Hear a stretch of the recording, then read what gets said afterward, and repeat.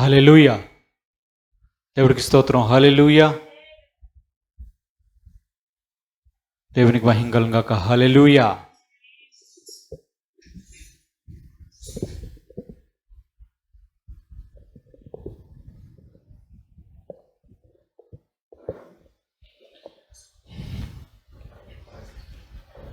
దేవునికి స్తోత్రం.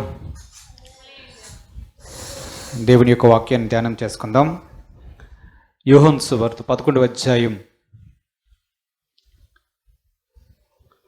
46 నుంచి కొన్ని వచనాలు చదువుకుందాం. 53 వచనాలు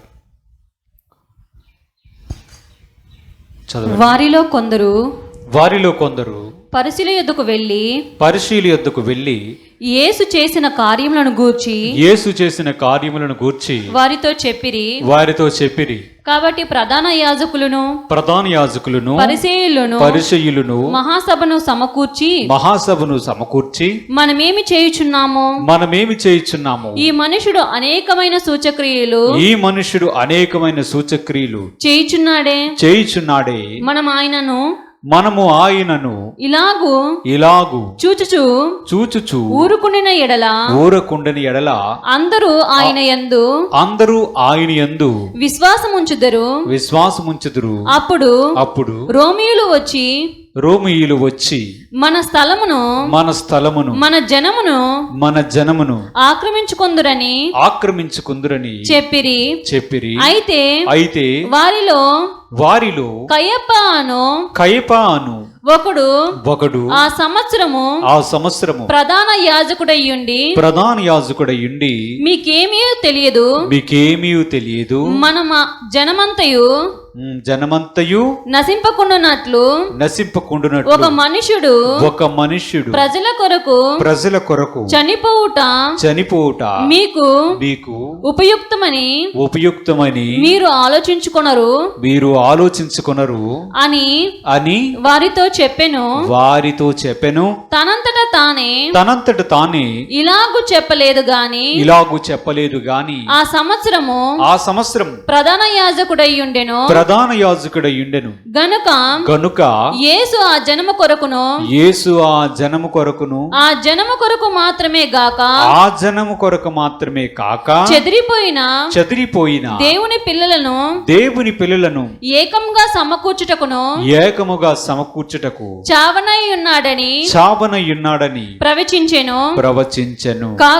కాగా ఆ దినము నుండి వారు ఆయనను చంపన ఆలోచించుచుండిరి. దేవుడికి స్తోత్రం. దేవుడు తన పరిశుద్ధ వాక్యం దీవించుగాక.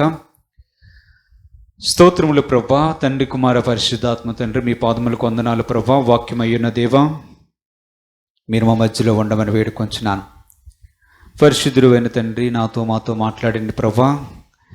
నీ వాక్యములో ఉన్నటువంటి విషయాలను, సత్యములను మేము గ్రహించినట్లుగా మా హృదయాలను తెరవచేయండి. మీ సన్నిధి మా మధ్యలో ఉంచమని, మీరు మహిమ పొందమని మా ప్రభువును రక్షకుడైన యేసుక్రీస్తు పరిశుద్ధ నామమున అడిగి వేడుకొంచున్నాను తండ్రి. ఆమేన్. హల్లెలూయా. హల్లెలూయా. దేవుని యొక్క వాక్యాన్ని మనం చూసాం. యోహాను సువార్తలో 11వ అధ్యాయంలో యేసు ప్రభువుని చంపన ఆలోచన ప్రారంభమవడం మనం చూస్తున్నాం. దేవాలయం ఉంటుంది కదా, దేవాలయానికి యాజకులు ఉంటారు. యాజకులకు అందరికీ పైగా ప్రధాన యాజకుడు ఉంటారు. ప్రధాన యాజకుడు అందరికంటే ముఖ్యమైన వాడు, పైనున్నవాడు. ఇక్కడ కయప అనే ఒక ప్రధాన యాజకుడు కనిపిస్తున్నాడు. ఈ ప్రధాన యాజకుడు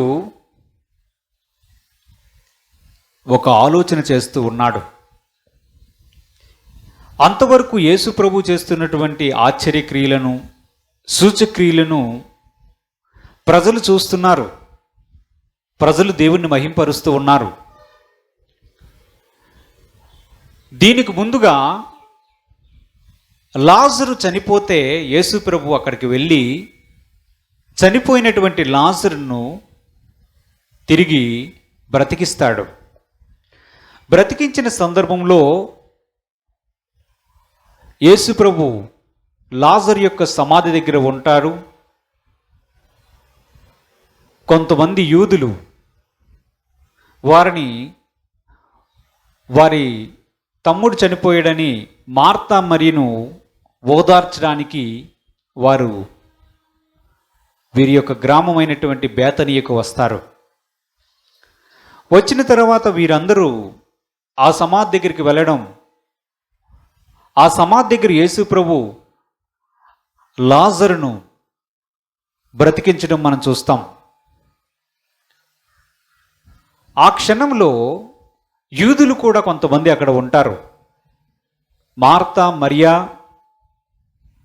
బ్రతికినటువంటి లాజరు, అక్కడ మరి కొంతమంది యూదులు కూడా ఉంటారు.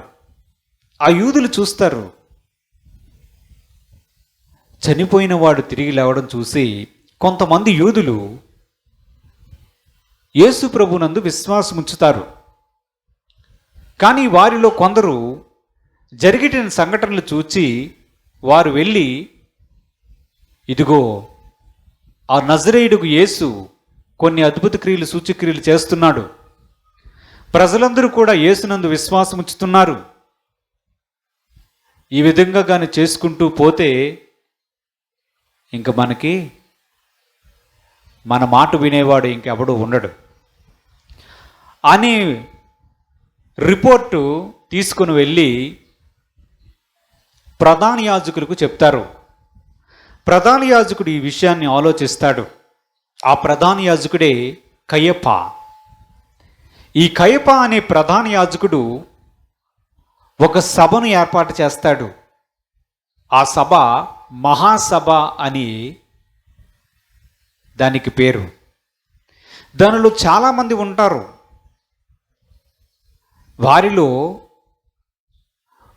అందరూ కూడి ఉన్నప్పుడు ఒక్కొక్కరు ఒక్కొక్కలాగా చెప్తూ ఉన్నారు.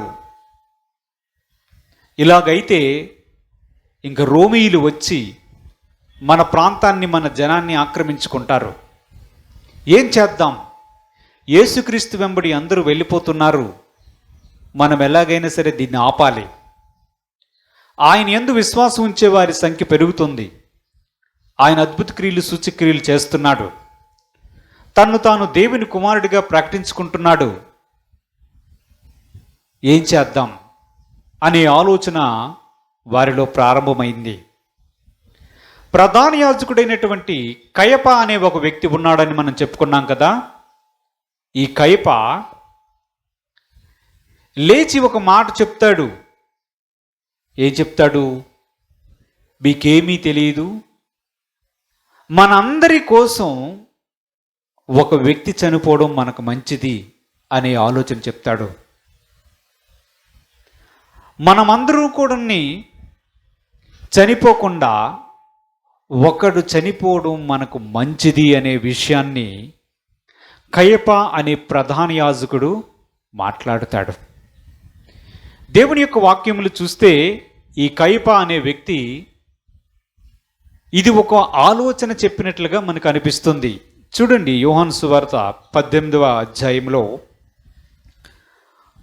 అధ్యాయంలో మనం చూసినట్లయితే 12వ వచనం నుంచి చదవండి. 12వ వచనం నుంచి 14వ వచనం వరకు చదవండి. అంతటా సైనికులు సహస్రాధిపతియు యూదుల బంట్రోతులను యేసును పట్టుకొని ఆయనను బంధించి మొదట అన్నా యొద్దకు ఆయనను తీసుకొని పోయిరి. అతడు ఆ సంవత్సరము ప్రధాన యాజకుడైన కయపకు మామ కయప ఒక మనుష్యుడు ప్రజల కొరకు చనిపోవుట ప్రయోజనకరమని యూదులకు ఆలోచన చెప్పినవాడు. దేవునికి స్తోత్రం, హల్లెలూయా. ఇక్కడ యూదులకు ఆలోచన చెప్పినవాడు ఎవరని చెప్తున్నాడు? కయప అని కనిపిస్తున్నాడు. ఈ కయప ఆ దేవాలయానికి ప్రధాన యాజకుడిగా ఉండక మునుపు అతని యొక్క మామ అన్న అనే ఒక ప్రధాన యాజకుడు ఉండేవాడు. ఈ అన్న అనే ప్రధాన యాజకుడు చరిత్రలో మనం చూస్తే చాలా ధనవంతుడంట. చాలా ధనవంతుడు. రోమా ప్రభుత్వంకి అతనికి మధ్య మంచి సత్సంబంధం ఉండేదంట. అందువల్లే అన్న అనే ఆ ప్రధాన యాజకుడి యొక్క కుమారుడు, వారి అల్లుడు, తర్వాత కుమారులే సుమారుగా 50 సంవత్సరాలకు పైగా దేవాలయానికి ప్రధాన యాజకులుగా కొనసాగారంట. యేసుక్రీస్తుని సిలువ వేసే ఆ యొక్క పనిలో ఆయనను చంపించే ఆలోచన కానీ, ఆయనను హింస పెట్టే ఆలోచన కానీ చేసిన వారిలో ముఖ్యమైన ఇద్దరు ఎవరంటే, ఒకరి పేరు అన్న. అతడు ఒక ప్రధాన యాజకుడిగా ఉండేవాడు. అతని తర్వాత వచ్చినటువంటి కయప అనే ప్రధాన యాజకుడు కూడా ఆ కుట్రలో ప్రధానమైనటువంటి పాత్ర పోషిస్తాడు. యేసుక్రీస్తు ఈ లోకానికి వచ్చాడు. దేవుడు రక్షణ ప్రణాళికను మనందరి కొరకు ఏర్పరిచాడు. దేవుడికి స్తోత్రం చెల్లించండి. హల్లెలూయా. ఈ రక్షణ ప్రణాళికను ఏర్పరిచి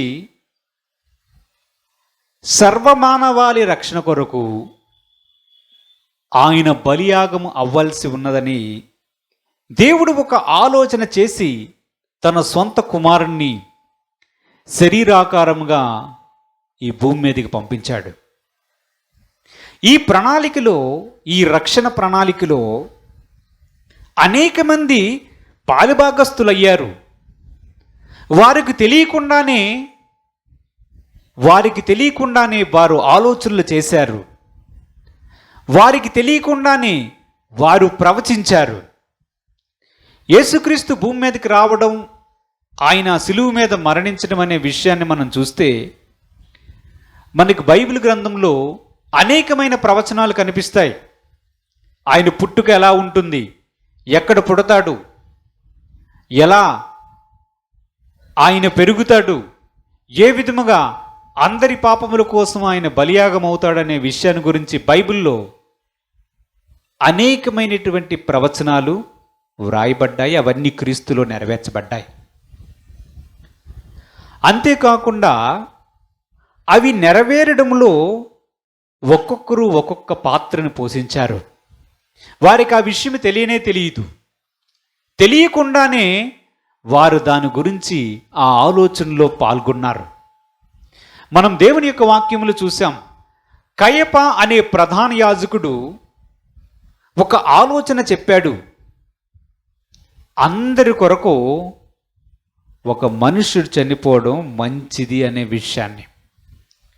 ఇది చూస్తే మనకు ఎలా అనిపిస్తుంది? ఒక దుర్మార్గమైనటువంటి ఆలోచనగా అనిపిస్తుంది.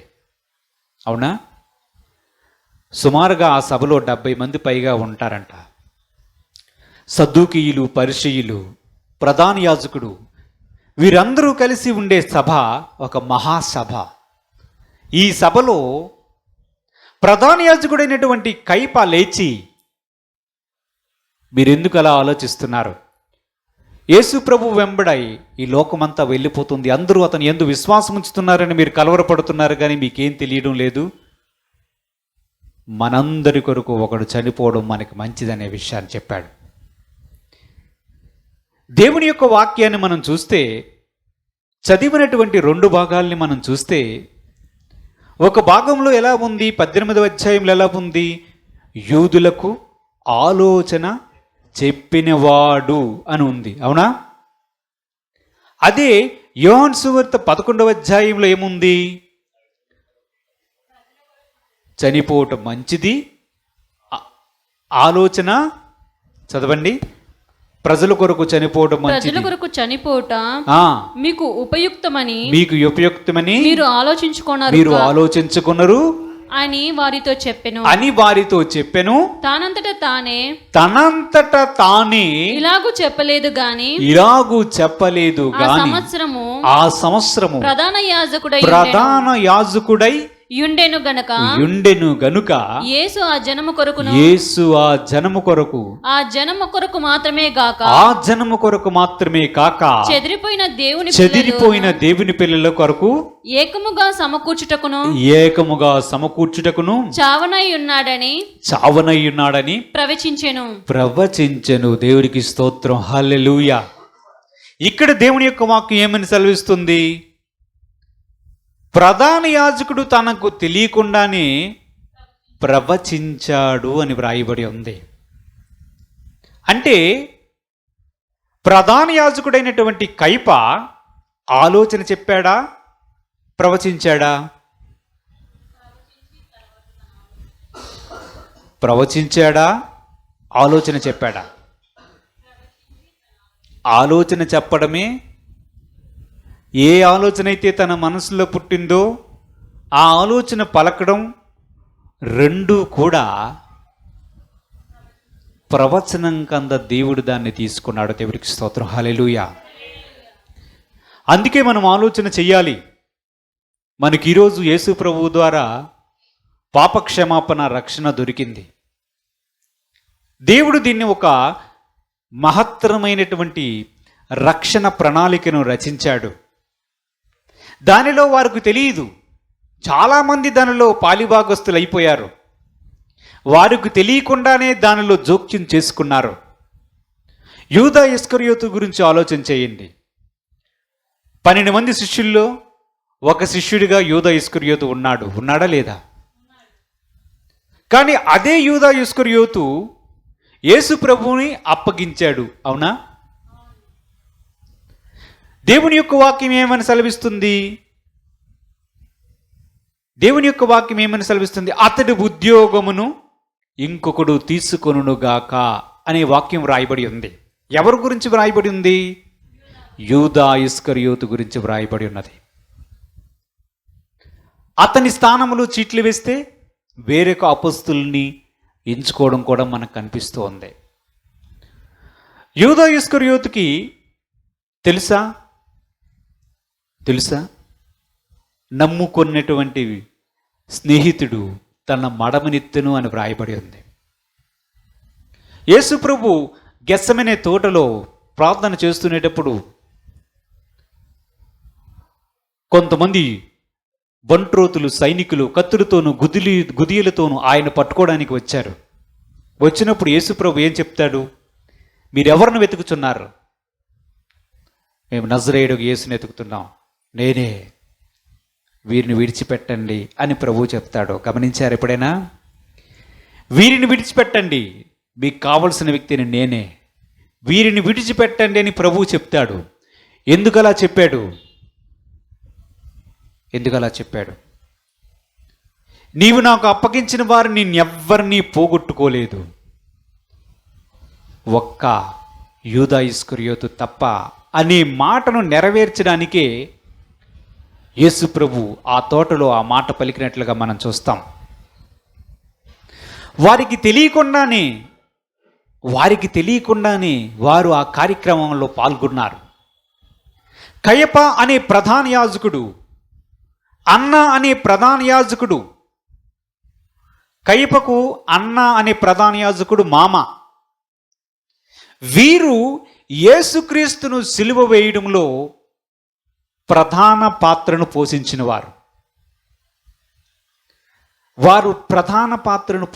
వారు. ఇంకో విషయం మనం ఆలోచన చేస్తే, యేసు ప్రభు పునరుత్థానమైన తర్వాత కూడా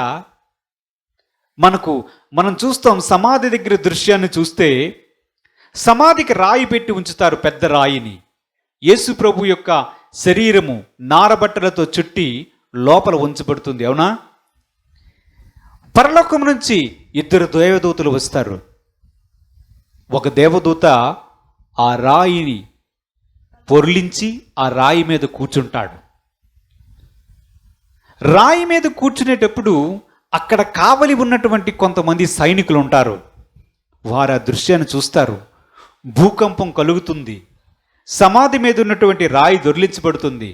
ఆ దేవదూత మెరుపు వలె ప్రకాశమానమైనటువంటి ఆ దేవదూత ఆ రాయి మీద నిలబడి ఉండడం, కూర్చుని ఉండడం వారు చూసి భయక్రాంతులై చచ్చిన వారిలా ఉంటారు.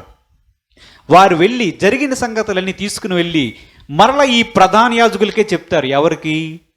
అన్న, కయప. జరిగిన సంగతులన్నీ చెప్తారు. ఇలా ఇలా జరిగింది, ఇలా ఒక దేవదూతను చూశాము అనే విషయాన్ని చెప్తే ఈ అన్న, కయప అనే ఈ ప్రధాన యాజకులు మామ అల్లుళ్ళు. ఒకసారి ఒకే ప్రధాన యాజకుడు ఉంటాడు. అయితే అతను కూడా బ్రతికున్నాడు కనుక అంతకు ముందు ఉన్నటువంటి ప్రధాన యాజకుడుగా అతను గుర్తించబడ్డాడు. వీరిద్దరూ కలిసి సైనికులకు కొంత డబ్బులిచ్చి, ఈ సైనికులు కొంత డబ్బులిచ్చి ఏం చెప్తారంటే,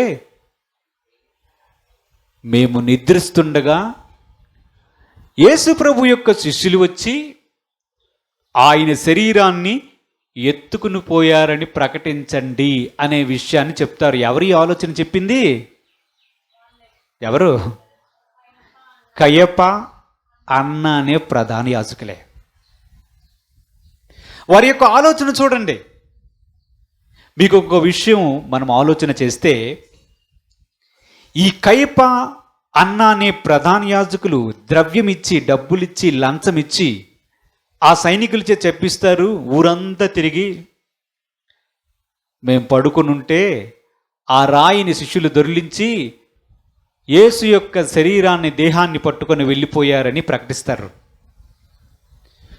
యూదులలో నేటి వరకు ఆ మాట వ్యాప్తిలో ఉంది అని దేవుని యొక్క వాక్యం సెలవిస్తుంది. యూదుల్లో నేటి వరకు ఆ మాట ప్రచారం అయిపోయింది. అందుకే చాలామంది యూదులు యేసుక్రీస్తుని నమ్మరు. యేసు వారిలో నుంచి వచ్చినటువంటి మెస్సయ్య అయినప్పటికీ కూడా యేసునందు వారు విశ్వాసం ఇంకనూ ఉంచడం లేదు. ఎందుకో తెలుసా? ఈ కుట్రపూరితమైనటువంటి ఆలోచనలు, ఆయనను చంపాలనే ఆలోచన, ఆయనను పట్టుకోవాలనే ఆలోచన, వీటన్నిటినీ కలిగించింది ఎవరు అనుకున్నారు? ఆ మహాసభలో ముఖ్యమైన వ్యక్తులు, ప్రధాన యాజకులుగా పనిచేసినటువంటి కయప, అతనితో పాటు అతని మామ అయినటువంటి అన్న. కానీ దేవుని యొక్క రక్షణ ప్రణాళిక ఆగిపోయిందా? వారికి తెలియకుండానే వారు ఆలోచనలు చేసుకున్నారు. వారికి తెలియకుండానే మాట్లాడారు. కయప అనే ఒక వ్యక్తి ఆ సంవత్సరం ప్రధాన యాజకుడిగా దేవాలయానికి ఉన్నాడు. తనకి తెలియకుండానే ఒక మాటని, ఒక ఆలోచన చెప్పాడు. కానీ దేవుని యొక్క వాక్యం సెలవిస్తుంది, అతడు ప్రవచించాడు అన్నా. ప్రవచించడం అంటే దైవ ప్రేరేపణ ద్వారానే అతడు ప్రవచించాడు. దేవుని యొక్క ప్రణాళిక నెరవేరాలి. దేవుని యొక్క రక్షణ ప్రణాళిక సర్వమానవాళికి జరగాలి. దాని కొరకు వారి ఆలోచనలను, అటువంటి వ్యక్తులను కూడా దేవుడు వాడుకున్నాడు. అందుని బట్టి దేవుడికి స్తోత్రం. హల్లెలూయా. ఒకవేళ యేసు ప్రభువు చనిపోకపోతే, యేసు ప్రభువు కానీ ఒకవేళ మరణించకపోతే మన పాపములకు క్షమాపణ ఉండేదా? మనకు రక్షణ ఉండిందా? కయప, అన్న అనేవారు ప్రధాన యాజకులై ఉంటారు. కానీ వారి ఆలోచన అంతా కూడా యేసు ప్రభువు మీదే ఇప్పుడు ఉండేది. అతను చేస్తున్న అద్భుత కార్యాలు చూస్తే వీరికి మత్సరం, వీరికి అసూయ. మనిషి అయి పుట్టాడు, మన మధ్య తిరుగుతున్న వడ్రంగివాని కుమారుడుగా ఉన్నాడు. వీరి తల్లి మరియా, యాకోబు, యోసేపు, వీరి సహోదరులు, వీరు సహోదరిమణులు, వారి చెల్లెళ్ళు అందరూ కూడా మన మధ్య తిరుగుతున్నాడు. ఇతనేమో అద్భుత క్రియలు చేస్తున్నాడు, ఏమంటే నేను దేవుని కుమారుడని చెప్పుకుంటున్నాడు. ఈ విషయం వారికి నచ్చలేదు. దేవుని యొక్క రక్షణ ప్రణాళికలో అన్న, కయపలు యూదా ఇస్కరియోతులు కూడా పని చేశారు. యేసుప్రభు సమాధి నుంచి తిరిగి లేచిన తర్వాత కూడా మనం దేవుని యొక్క వాక్యములో చూద్దాం. చూడండి, అపోస్తలుల కార్యములు 5వ అధ్యాయం 25 నుంచి 33 వరకు చదువుదాం. చూడండి, అపోస్తలుల కార్యములు. అప్పుడు ఒకడు వచ్చి ఇదిగో మీరు చెరసాలలో వేయించిన మనుషులు దేవాలయములో నిలిచి ప్రజలకు బోధించుచున్నారని వారికి తెలపగా అధిపతి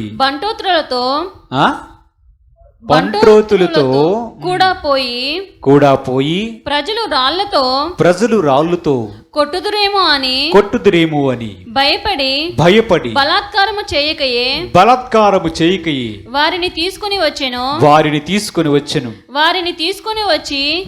తీసుకొని వచ్చి సభలో నిలవబెట్టగా ప్రధాన యాజకుడు వారిని చూచి మీరు ఈ నామమును బట్టి బోధింపకూడదని మేము మీకు ఖండితముగా ఆజ్ఞాపింపలేదా? ఇదిగో మీరు యెరూషలేమును మీ బోధతో నింపి ఈ మనుషుని హత్య మా మీదికి తేవలనని ఉద్దేశించుచున్నారని చెప్పెను.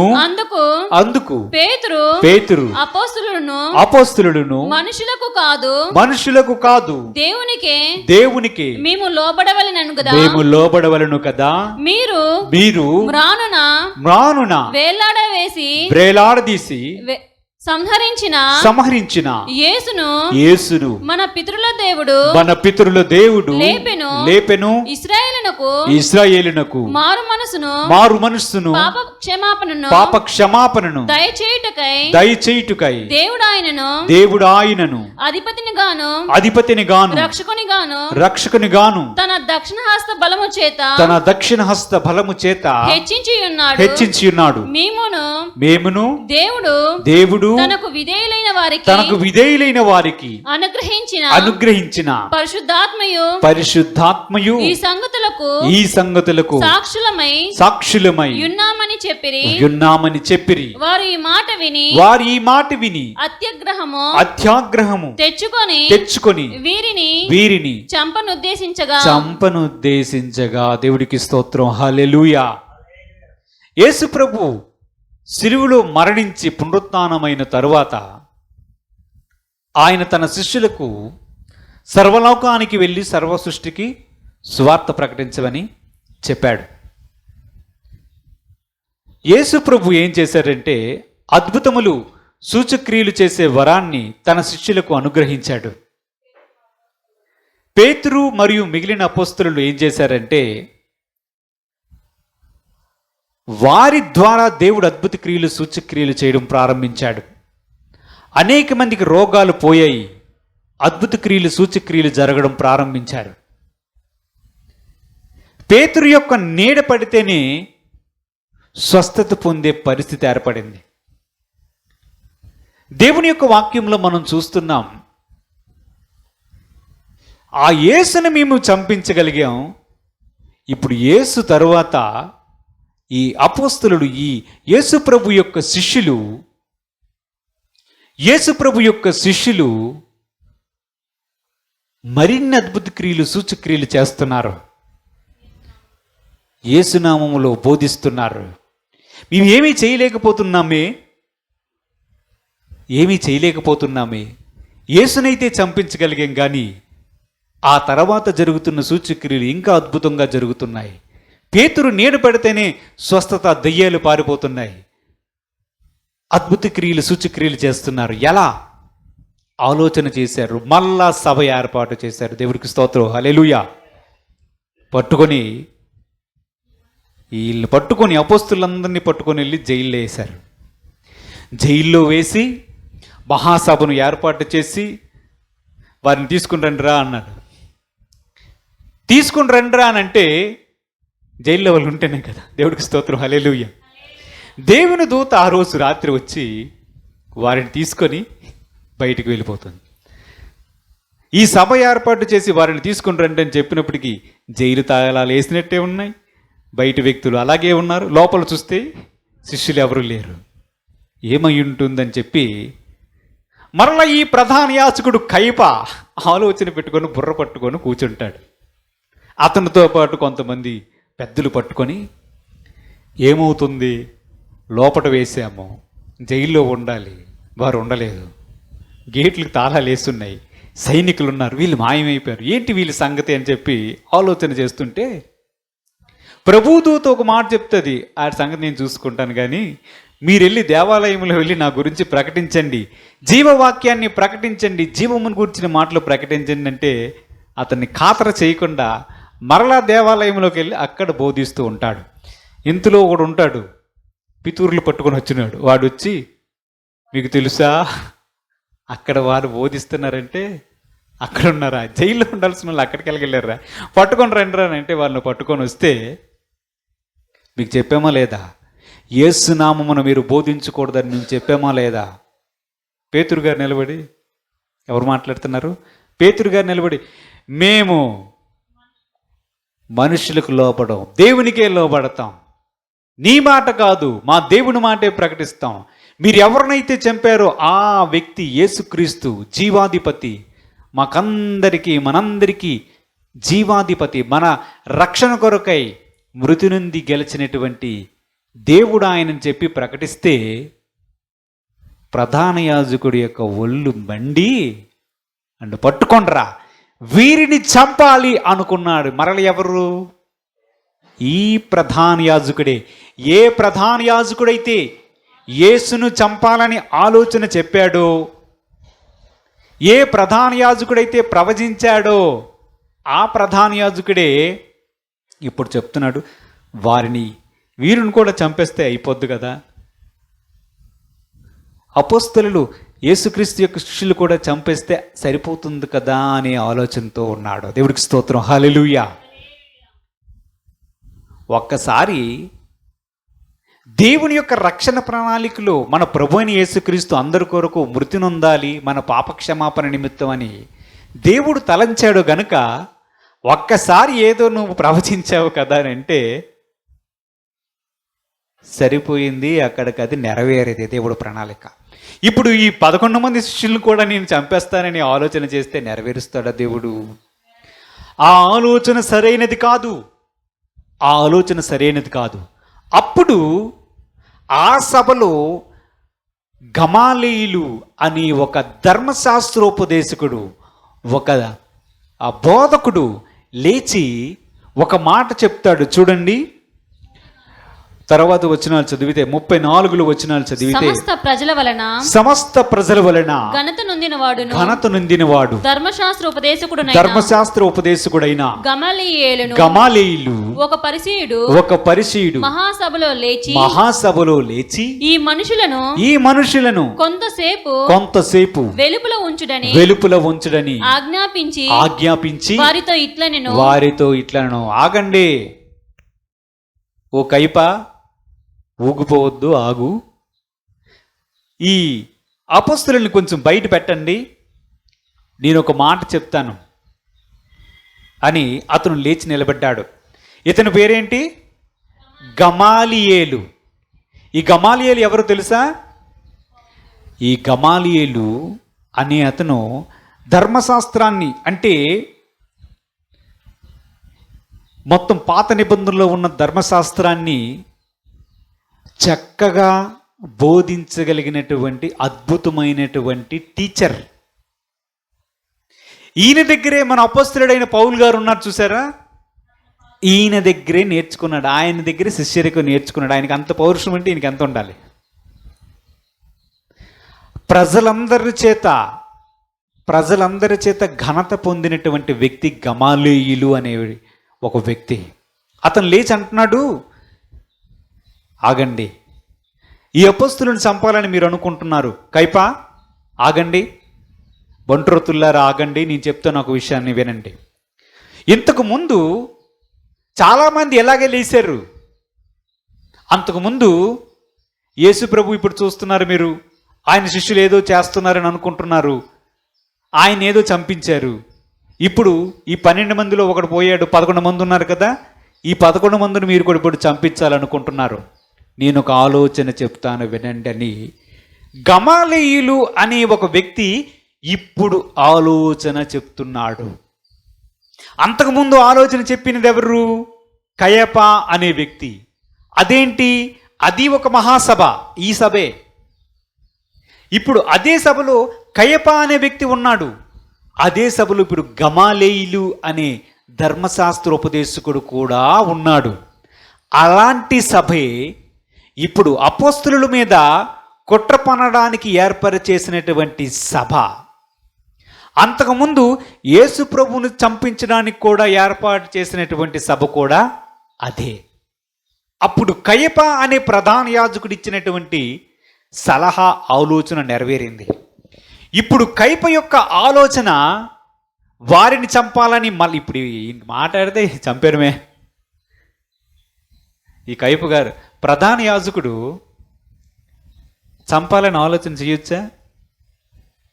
దేవుని యొక్క ధర్మశాస్త్రం ఎక్కడైనా ఒప్పుకుంటుందా? మీరు బైబిల్ గ్రంథంలో చూస్తే పౌలు గారు కూడా అనేక సందర్భంలో పట్టబడతారు. పట్టుబడి మాట్లాడుతునేటప్పుడు చాలామంది రాజులు, ప్రధాన యాజకులు, అధిపతులు నిలబెడితే వారి ముందు యేసు ప్రభువు ఎవరు నిలబెట్టారు? పౌలు గారిని నిలబెట్టాడు. పౌలు గారు నిలబెట్టి, మాట్లాడవయ్యా నీ యొక్క సాక్ష్యం ఏంటో అని చెప్తే పౌలు గారు లేచి మాట్లాడుతూ ఉంటుంటే ప్రధాన యాజకుడైనటువంటి ఒక అననీయ, ఈయన వేరే, కయప కాదు, అననీయ అనే ఒక ప్రధాన యాజకుడు అక్కడ ఉంటాడు. ప్రధాన యాజకుడు ఉండి ఈయన పౌలు గారు మాట్లాడుతూ ఉంటుంటే ప్రధాన యాజకులు అందరూ అక్కడ కూర్చుంటే ఆ ప్రధాన యాజకుడు అంటాడు పౌలు గారికి మాట్లాడుతుంటుంటే, వాడి నోటి మీద కొట్టు అంటారు. ఎవరు? ఒక ప్రధాన యాజకుడు అంటాడు. అతని పేరేంటి? అననీయ అనే ప్రధాన యాజకుడు. అంటే పౌలు గారి కోపం వచ్చి, సున్నము కొట్టిన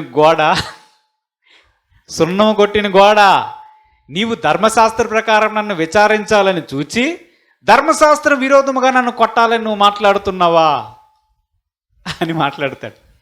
అయితే పౌలు గారికి ఈ డైలాగ్ వేసిన తర్వాత పక్కనున్న బంటురతో వచ్చి, ప్రధాన యాజకుడు నువ్వు దూషిస్తావా అని అంటే, క్షమించు, నాకు అతను ప్రధాన యాజకుడు అని తెలియదు, అయినా ప్రజల అధికారం నిందింపవద్దు అని దేవుని యొక్క వాక్యంలో ఉంది, నాకు అతను ప్రధాన యాజకుడు అని తెలియదు, అందుకే ఇలా మాట్లాడాను అని అంటాడు. ధర్మశాస్త్రం ఒక వ్యక్తిని చంపడానికి అనుమతినివ్వదు. ఒక వ్యక్తిని చంపడానికి అనుమతినివ్వదు. యేసు ప్రభువును పట్టి రోమా ప్రభుత్వానికి అప్పచెప్పి యేసు ప్రభువుని సిలువ వేయమని అన్నారా లేదా? దేవుడికి స్తోత్రం చెల్లించండి. అన్నారా లేదా? ఆ మొక్కేదో వీళ్ళే చేస్తే అయిపోయి ఉండేది కదా. ఎవరు? యూదులే చేస్తే అయిపోయి ఉండేది కదా. మా ధర్మశాస్త్రం ఎవరిని చంపడానికి అనుమతి ఇవ్వదు, కాబట్టి మీరు చంపేయండి. అది వారి లాజిక్. మరి ప్రధాన యాజకుని స్థానంలో ఉన్నటువంటి కయప అనే వ్యక్తి, యేసుని చంపేస్తా, అపోస్తలులను చంపేస్తా, మాట్లాడితే చంపడమే. మీకు ఇంకో విషయం ఆలోచన చేస్తే, ప్రధాన యాజకుడు అనే ఒక స్థానం చాలా ఉన్నతమైన స్థానం. మన యేసు ప్రభు కూడా ప్రధాన యాజకుడు అనే పేరుంది, తెలుసా? మన యేసు ప్రభుకి ప్రధాన యాజకుడు అనే పేరుంది. మన పక్షమున మృతి నందినటువంటి యేసు ప్రభు పరలోకములో మన ప్రభు అయిన తండ్రి అయిన దేవుని వద్ద మన పక్షమున విజ్ఞాపనం చేసే ప్రధాన యాజకుడు ఎవరు అనుకున్నారు? యేసుక్రీస్తు. అది పోస్టు, అది ఆ స్థానం ఏంటంటే అంత గొప్పదే. మన పక్షమున మన పాపముల నిమిత్తం ఈ ప్రధాన యాజకుడు అందరి పాపముల నిమిత్తం విజ్ఞాపనం చేసి తన రక్తాన్ని చిందించి విజ్ఞాపనం చేస్తున్నటువంటి ప్రధాన యాజకుడు. అలాంటి ప్రధాన యాజకుని స్థానంలో ఉన్నారు ఎవరు? కయప అనే వ్యక్తి. కయప అనే ఒక ప్రధాన యాజకుడు. ఆ ప్రధాన యాజకుడు మాట్లాడితే నేను అపోస్తలులను చంపేస్తా, బెదిరిస్తా, హింసిస్తా అనే ఆలోచనలతోనే ఉండేవాడు. అప్పుడు గమాలియేలు అనే ఒక ధర్మశాస్త్రోపదేశకుడు లేచి ఇలాగ మాట్లాడుతూ ఉన్నాడు, ఓ కయప ఆగు నాయనా అని చెప్పి ఆయన ఏం చెప్తున్నాడంటే 2 ఉదాహరణలు చెప్తున్నాడు. చదవండి. ఇశ్రాయేలులారా, ఆ ఈ మనుషుల విషయమై మీరేమి చేయబోచున్నారో జాగ్రత్త సుమండి. ఈ దినములకు మునుపు తుదా లేచి దూదా అనేవాడు లేచి తానొక గొప్పవాడని చెప్పుకొనెను. ఇంచుమించు 400 మంది మనుషులు వానితో కలుసుకొనిరి. వాడు చంపబడెను. వానికి లోబడిన వారందరూ చెదిరి వ్యర్థులైరి. వానికి తరువాత జనసంఖ్య దినములలో గలిలీయుడైన యూదా అను ఒకడు వచ్చి ప్రజలను తనతో కూడా తిరుగుబాటు చెయ్య ప్రేరేపించెను. వాడు కూడా నశించెను. వానికి లోబడిన వారందరూ చెదిరిపోయిరి. కాబట్టి నేను మీతో చెప్పునదేమనగా ఈ మనుషుల జోలికి పోక వారిని విడిచిపెట్టుడి. ఈ ఆలోచనైనను ఈ కార్యమైనను మనుషుల వలన కలిగినదా అది వ్యర్థమగును. దేవుని వలన కలిగినదా మీరు వారిని వ్యర్థపరచలేరు. మీరొకవేళ దేవునితో పోరాడువారగుదురు. సుమి అన్నాడు. దేవుడికి స్తోత్రం. హల్లెలూయా. ఇప్పుడు గమాలియేలు అనే వ్యక్తి అదే మహాసభలో నిల్చొని ఒక ఆలోచన చెప్తూ ఉన్నాడు. ఏం చెప్తున్నాడు? మీరు జాగ్రత్త సుమి. ఇంతకు ముందు ఇలాగే కొంతమంది లేచారు. దూదా అనే ఒక వ్యక్తి లేచాడు. నేనేదో గొప్పవాడినని ప్రకటించుకున్నాడు. వాడిని కొంతమంది వెంబడించారు. ఆ తర్వాత వారందరూ చెదిరిపోయారు. ఆ తర్వాత యూదా అనే ఒక గలిలీయుడు లేచాడు. వాడు కూడా ఏదో చెప్పి తిరుగుబాటు చేయాలని ప్రయత్నం చేశాడు. వారిని కొంతమంది వెంబడించారు. వారు చెదిరిపోయారు. దేవుని వలన జరిగే కార్యక్రమాన్ని ఏదైనా సరే మీరు వ్యర్థపరచలేరు. ఒకవేళ ఈ ఆలోచన కానీ అలాంటి యూదా లాంటిది అనుకుంటే ఇది అక్కడికి అయిపోతుంది. మీరెందుకు ఊరుగా అలసిపోతారు? మీరెందుకు చంపాలని ఆలోచన చేస్తున్నారు? ఒకవేళ ఇది నిజముగా దేవుని వల్లే జరిగితే మీరందరూ కూడా అనవసరంగా వ్యర్థంగా పోరాడినట్లే. మీరు ఒకవేళ ఇది దేవుని వల్ల జరుగుతున్న కార్యక్రమం అని మీరు తెలుసుకోకుండా చేస్తే మీరు దేవునితో పోరాడవారు అగుతారు సుమీ అన్నాడు. ఎవరు? గమాలియేలు అనే వ్యక్తి. దేవుడికి స్తోత్రం. హల్లెలూయా. ఇప్పుడు గమాలియేలు అనే ఒక వ్యక్తి ధర్మశాస్త్రోపదేశకుడు దేవుని యొక్క రక్షణ ప్రణాళికలో తనకు తెలియకుండానే తాను కూడా వచ్చాడు. అది విషయం. దేవుడికి స్తోత్రం. హల్లెలూయా. అంతకుముందు కయప అనే ప్రధాన యాజకుడు తనకు తెలియకుండానే దేవుని యొక్క రక్షణ ప్రణాళికలో తన పాత్ర పోషించడానికి వచ్చాడు. తనకు తెలియకుండానే ప్రవచించాడు. ఇప్పుడు గమాలియేలు అనే ఈ ధర్మశాస్త్రోపదేశకుడు కయప అనే ఒకని యొక్క ఆలోచనలని ఆపడానికి దేవుడు ఉపయోగించినటువంటి పాత్ర అయినది. దేవుడికి స్తోత్రం. హల్లెలూయా. తనకు తెలియకుండానే తాను ఒక ఉదాహరణ చెప్పి ఆ సభవారి అందరినీ ఆపగలిగాడు. దేవునికి మహిమ. దేవుని యొక్క రక్షణ ప్రణాళిక మనము ఆలోచన చేస్తే అపొస్తలులు కానీ ఒకవేళ బ్రతికి ఉండకపోతే అపొస్తలుడు కానీ ఒకవేళ బ్రతికి ఉండకపోతే కాస్త అయినా యేసు యొక్క వార్త, సిలువ వార్త, రక్షణ వార్త గురించి కానీ ప్రకటించకపోయినట్లయితే మన వరకు వచ్చేదా రాదు. వచ్చేదా? కయప అనే ప్రధాన యాజకుడు మరలా వారిని చంపనుద్దేశిస్తుంటే గమాలియేలు అనే ఒక ధర్మశాస్త్రోపదేశకుడు వెళ్ళి అడ్డుగా నిలిచాడు. ఇది దేవుని ప్రణాళికలో భాగం. దేవునికి స్తోత్రం. హల్లెలూయా, హల్లెలూయా. ఈ ఆలోచన చెప్పిన తర్వాత కయప ఆ మహాసభ వారు ఆగి వారిని పిలిపించి, అపోస్తలులను పిలిపించి వాళ్ళకి కొరడాలతో కొట్టించి ఖండితంగా ఆజ్ఞాపించారు, మీరు యేసునామమున ప్రకటించడానికి వీల్లేదని చెప్పి ప్రకటించి వారిని కొట్టి పంపించేశారు. అపోస్తలులు అనుకున్నారు, ఆహా ఏమి మా ధన్యత, యేసు కొరకు మేము శ్రమ అనుభవించుట మహాధన్యత అని చెప్పి దేవునికి స్తోత్రం చెల్లించి మరలా వెళ్ళి దేవాలయములోను ప్రతిదినము, చదవండి ఆ వాక్యం లాస్ట్, ప్రతిదినము దేవాలయములోను ఇంటింటను మానక బోధించుచు యేసే క్రీస్తని ప్రకటించుచుండిరి. దేవునికి స్తోత్రం. హల్లెలూయా. ఏం చేస్తున్నారు ఇప్పుడు? దేవాలయానికి వెళ్ళారు, ఇంటింటా చెప్తున్నారు యేసే క్రీస్తు, యేసులోనే రక్షణ అని ప్రకటించడం ప్రారంభించారు. ఎందుకు జరిగింది? ఆ రోజు ఒకవేళ కయప అని ప్రధాన యాజకుడు ఒకవేళ వీరిని చంపాలని ఆలోచన నెరవేర్చి ఉంటే ప్రతి ఇంటింట యేసే క్రీస్తన మాట ప్రకటించబడి ఉండిందా? మనం ఒక విషయాన్ని ఈరోజు ఆలోచన చేయాలి. దేవుడి యొక్క ఆలోచన మనం చూస్తే ఒక మహత్తరమైన బృహత్తర ప్రణాళికను దేవుడు రచించాడు. ఒక రక్షణ ప్రణాళికను ఏర్పరిచాడు. సర్వ మానవాళి కూడాన్ని ఆయన నామమందు రక్షణ పొందాలి అనే విషయాన్ని ఆయన ఏర్పాటు చేసుకున్నాడు.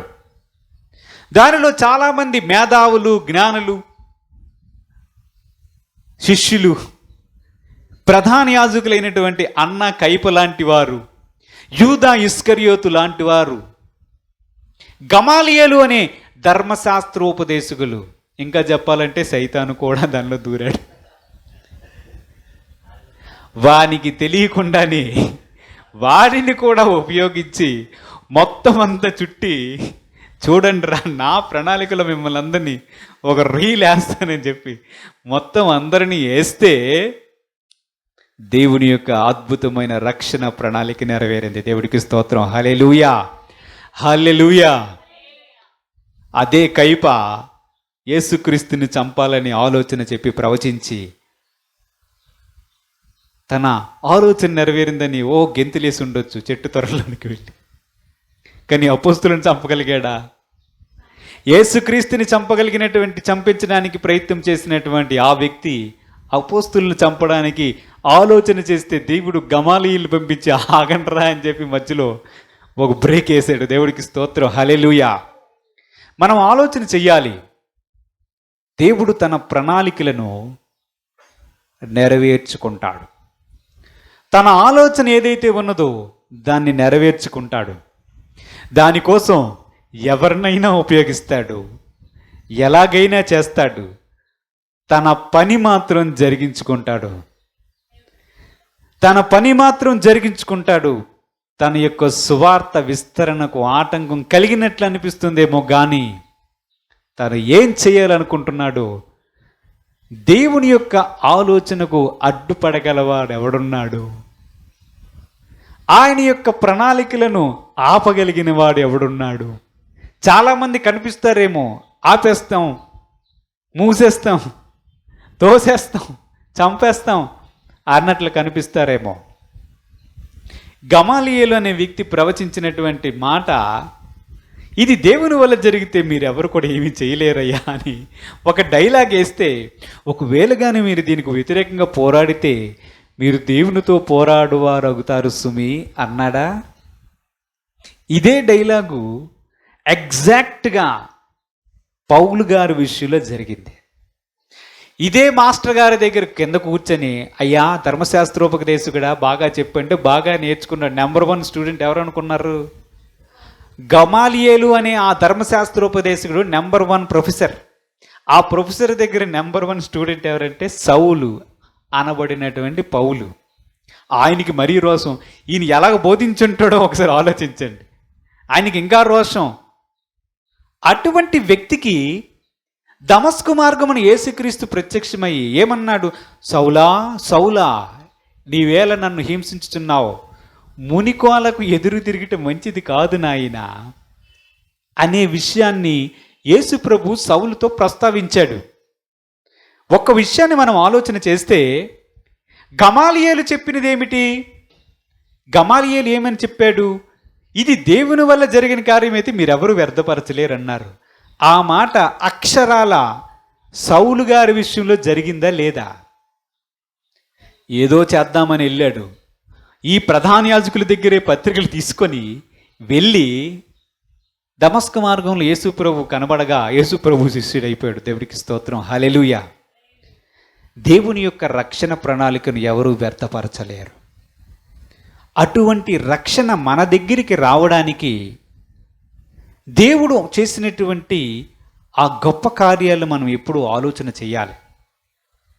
ఈ శ్రమ దినాలన్నీ పాటిస్తున్నటువంటి ఈ దినాలలో యేసుక్రీస్తు యొక్క శిలువ, ఆయన చేసినటువంటి త్యాగాన్ని మనం ఆలోచన చేద్దాం. యేసు చేసినటువంటి ఈ గొప్ప కార్యాన్ని, దేవుని యొక్క రక్షణ ప్రణాళికను మన మనసులో ఎల్లప్పుడూ ధ్యానం చేసుకొని ఆయనకి విధేయులై ఉందాం. దేవుడు తన పరిశుద్ధ వాక్యాన్ని దీవించుగాక. ఆమేన్. ప్రార్థన చేసుకుందాం. స్తోత్రములు ప్రభా, తండ్రి కుమార పరిశుద్ధాత్మ తండ్రి, నీ పాదాలకు వందనాలు ప్రభా. నీ బృహత్తరమైనటువంటి రక్షణ ప్రణాళికలో ప్రభా అనేకమైనటువంటి ఆలోచనలు, అనేక మందిని వారి యొక్క ఆలోచనలు ప్రభువా మీరు వినియోగించుకొని వారిని కూడా రక్షణ ప్రణాళికలో ప్రభువా తండ్రి ముఖ్య భూమిక వహించినట్లుగా చేసి మా అందరికీ ఉచితమైన రక్షణ అనుగ్రహించిన దేవా, మీ పాదములకు వందనాలు, స్తుతులు, స్తోత్రం చెల్లిస్తున్నాం. పరిశుద్ధుడు అయిన తండ్రి, నేటి వాక్యాన్ని మా హృదయమందు ఫలింపజేయమని, నీవు చేసిన గొప్ప త్యాగాన్ని మా జీవితకాలమంతా స్మరించుకుంటూ మీకు విధేయులై జీవించే కృప మాకు దయచేయమని మా ప్రభువును రక్షకుడైన యేసుక్రీస్తు పరిశుద్ధ నామమున అడిగి వేడుకొంచున్నాము తండ్రి. ఆమేన్. దేవునికి స్తోత్రం, హల్లెలూయా.